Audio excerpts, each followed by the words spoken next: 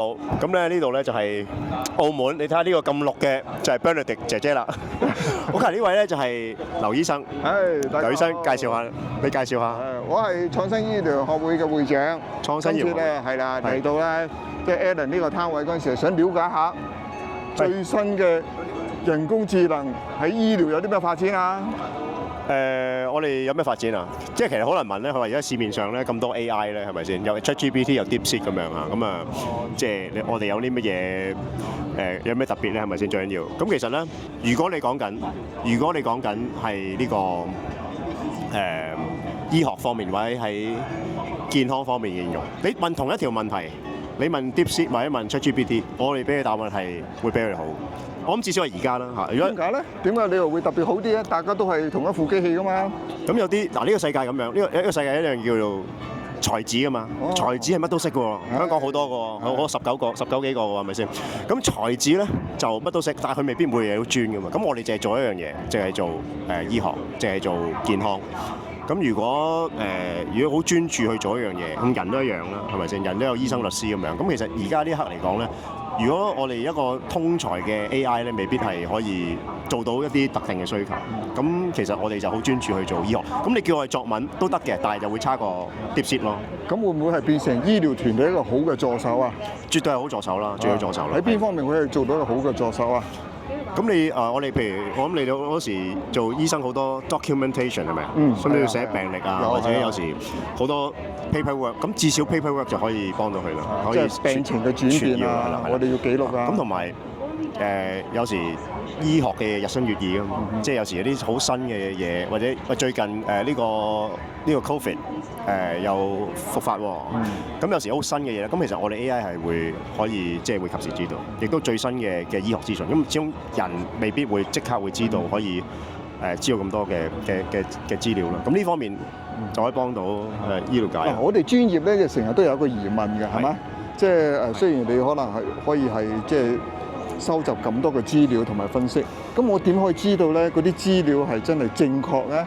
同埋咧就係冇因為一啲人工嘅即係 bias， 而係即係將嗰個資訊咧就係歪曲咗啦。嗱，呢個就涉及到人工智能我哋解決唔到嘅問題。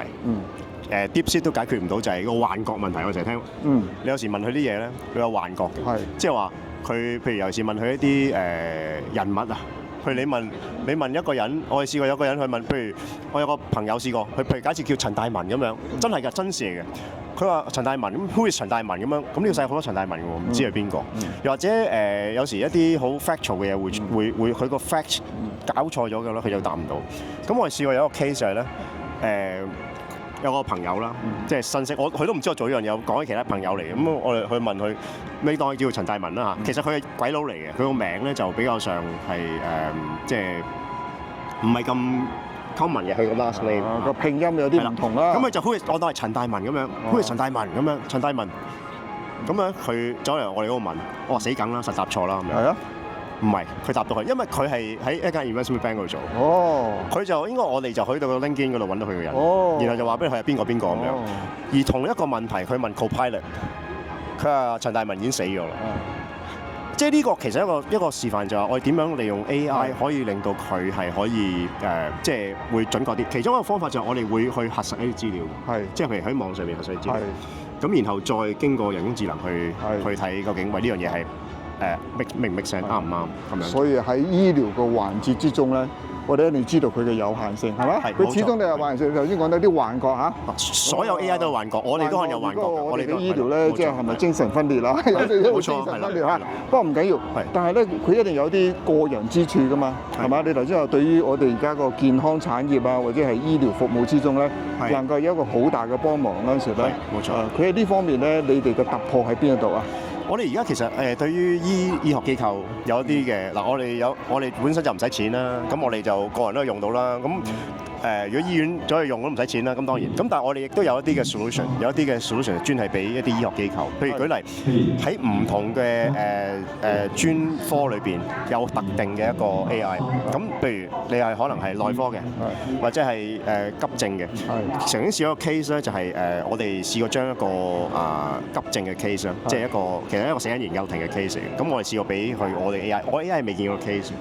咁就去分析嗰件嘢啦。咁其實我哋係可以 identify 到嗰個可能性，即係基於急症室佢嘅一啲嘅數據。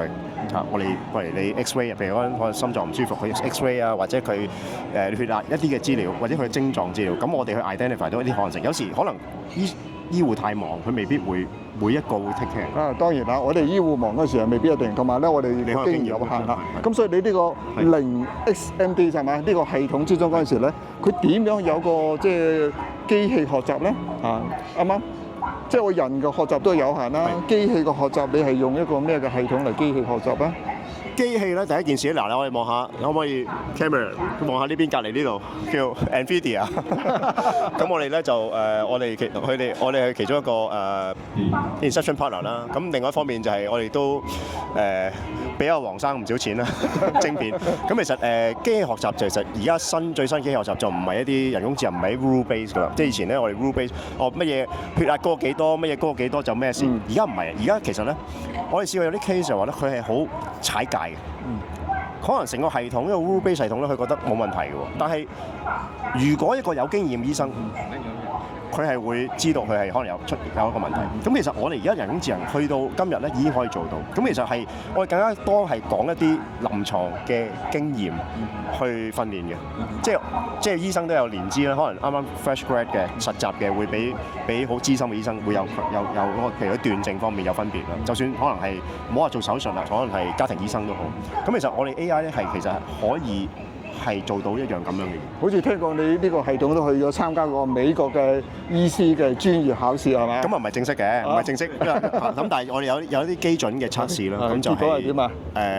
其實我哋攞81分嘅。81分。81分係啦。咁咁唔怕講埋啦。Google 係攞86分嘅。咁但係嗰個係 Google 啊嘛。Google 副身家同我都唔同啦，係咪先？但我哋知道點樣做，嚇。咁希望可以再繼續再做啲咯。嗱，譬如而家你已經開放咗應用係嘛？你係叫做 open 係嘛？係。喺呢個應用之中嗰陣時咧，每一次呢啲咁嘅資料輸入輸出嗰陣時咧，係咪都係一個學習嘅過程啊？會嘅。即係你喺背後有冇一個咩？其實會有後邊我哋就唔會睇人啲資料啦。呢個就我哋就唔知道嘅，但係 AI 就會睇嘅。咁其實我哋譬如你問一個問題嘅時候咧，其實後邊有幾個 AI 會去睇，咁希望可以揾到一個最好嘅答案出嚟，同埋會 self verify， 即係 A team B team 咁樣A team B team 咁我B team 就會 verify 呢究竟你啱唔啱。其實而家你見咧 DeepSeek 咧，佢咪有啲佢答個問題之前咧，佢會互相喺度諗啊。其實好似 A team B team 佢會互相喺度 question 自己諗。咁其實佢會有呢一個咁嘅過程。咁 AI 而家係可以呢樣嘢係做到好成熟。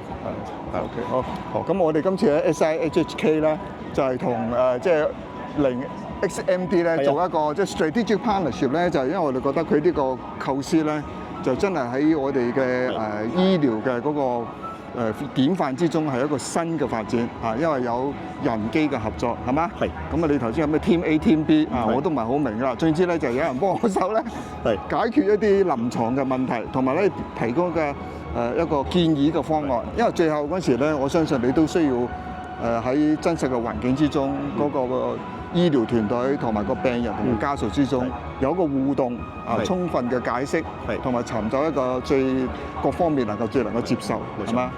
咁希望你呢個系統之中喺個 Inception Program 之中能夠茁壯成長，係嘛？多謝。好10個月之後係咪可以見到個 BB 仔出世啊？希望10個月之後。